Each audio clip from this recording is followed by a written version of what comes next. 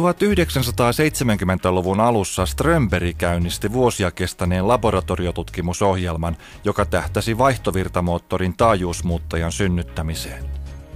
Diplomi-insinööri Martti Harmoinen oli kehittämässä moottorikäyttöä, joka nousi Helsingin metrosta teollisuuden menestystuotteeksi.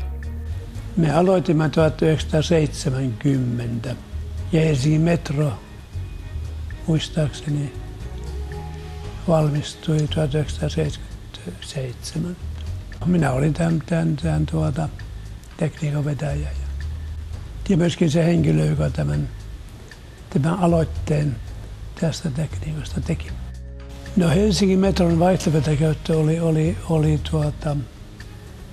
riskiprojekti. Sellaista tekniikkaa ei ollut missään muualla. Jenkit olivat yrittäneet, mutta epäonnistuneet. Systemaattisesti työskennellen sinnikkyydellä saimme tekniikan hallintaan ja toki siinä oli varmaan myöskin onnea mukana. Haasteena oli saada tavallisen sähkömoottorin oikosulkumoottorin nopeutta säädettyä. Siihen tarkoitukseen tarvittiin taajuusmuuttaja. Ja se oli juuri tämä juttu.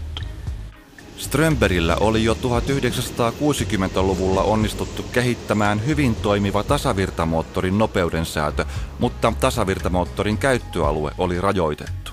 Silloin me tajusimme, että jos me pystyisimme kehittämään nopeudensäädön tavallisimmalle sähkömoottorille, oikosulkumoottorille, niin sillä olisi valtavat markkinat.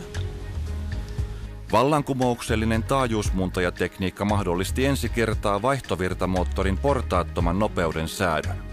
Laite ristittiin SAMiksi. Ensimmäisiä käyttökohteita oli Helsingin upouusi metro. Metron onnistuttua taajuusmuuttajien kehittely teollisuuskäyttöihin sai vauhtia. SAMin ansiosta sähkömoottorin nopeudensäätö yleistyi nopeasti eri sovelluksissa. Ratkaiseva vaihe oli varmaan tämä metron jälkeen.